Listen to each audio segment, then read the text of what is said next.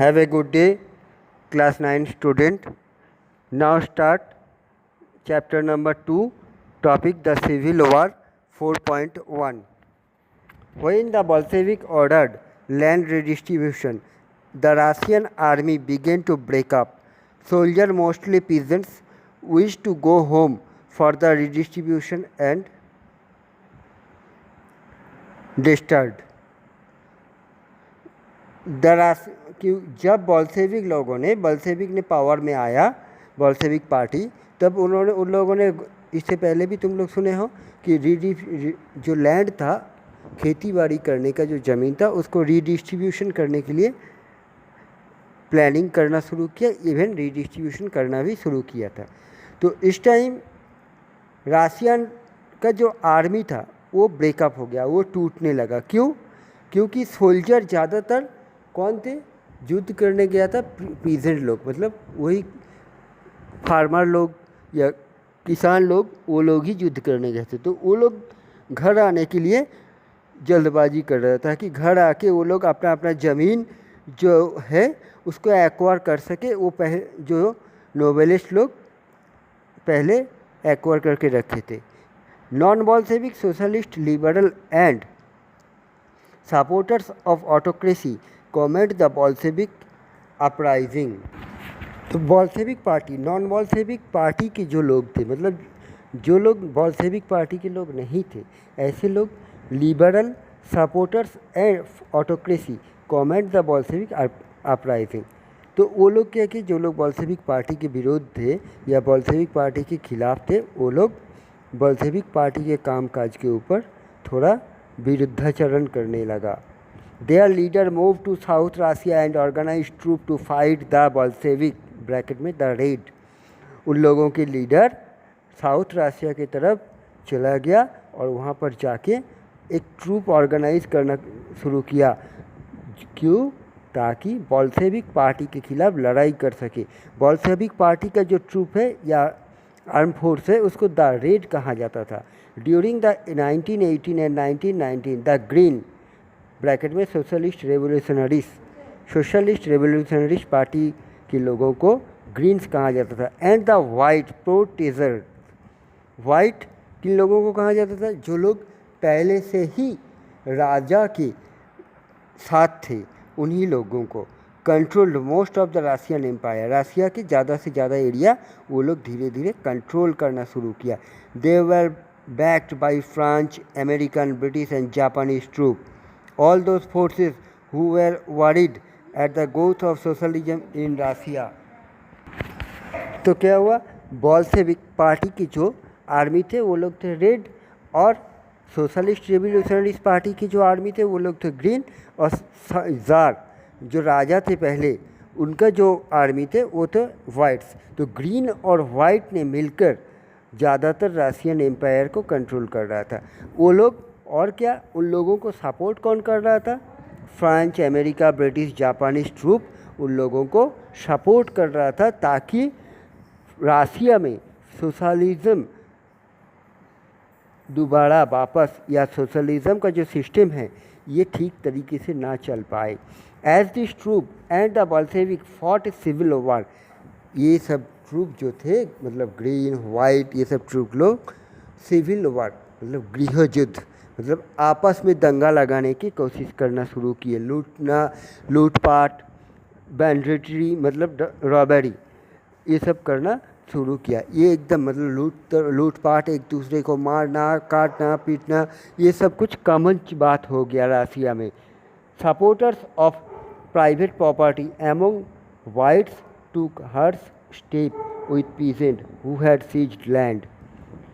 Supporters of private property के supporter लोग जो थे, वो लोग वाइट पार्टी को जाके सपोर्ट करना शुरू किया, ताकि उन लोगों का ज़मीन गवर्नमेंट सीज ना कर पाए। Such action lead to the loss of popular support for the non Bolshevik. कुछ एक्शन, ये भी हार भी गया। वो लोग जैसे वाइट और ग्रीन वाले लोग जैसे कुछ एक्शन कर रहे थे, उसमें कुछ जगह पे हार भी गए थे नॉन बॉल्शेविक पार्टी के सपोर्टर लोग। By January 1920, the Bolshevik controlled most of the former Russian Empire. 1920 चलते चलते बोल्शेविक ने फिर से रशियन एम्पायर के ऊपर धीरे धीरे कंट्रोल करना शुरू किया. They succeed due to cooperation with non Russian nationalist and Muslim जडिस्ट.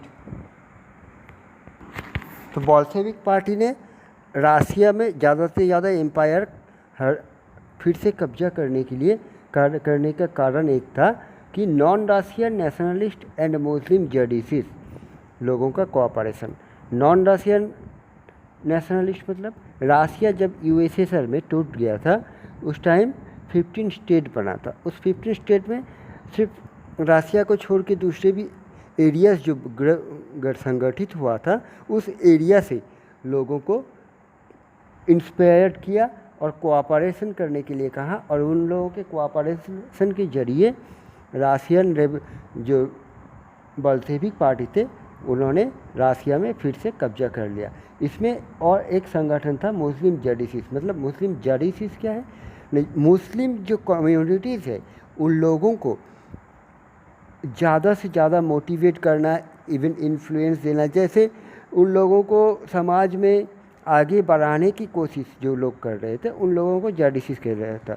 उन्हीं लोगों को हेल्प लेकर बोल्शेविक पार्टी ने रशिया में फिर से कब्जा कर लिया. लेकिन cooperation did not work where Russian colonist themselves turned Bolshevik. लेकिन कोऑपरेशन जो था ये हर जगह पे ये काम नहीं किया था. क्यों? किस जगह पे? जिस जगह पे रशियन कॉलोनियल रशियन एक्वायर किया हुआ जो एरिया है वहाँ पर ज़रूरत नहीं पड़ा मुस्लिम के साथ या दूसरे कंट्री का हेल्प लेना. जहाँ पर नहीं था वहाँ पर उन लोगों को ज़रूरत पड़ा, उसी जगह पे वो लोग दूसरे कंट्री या मुस्लिम लोगों का हेल्प लिया. In Khiva in Central Asia Bolshevik colonist brutally massacre local nationalist in the name of defending socialism. Khiva और सेंट्रल एशिया में बोल्शेविक पार्टी ने ब्रूटली मतलब बहुत ही कॉशसली मेजर्ड किया और लोकल जो नेशनलिस्ट पार्टी के लोग मेंबर्स थे उन लोगों को डिफेंड किया, हत्या करने लगा, मारने लगा या अत्याचार करने लगा. In this situation many were confused about what the Bolshevik government represent.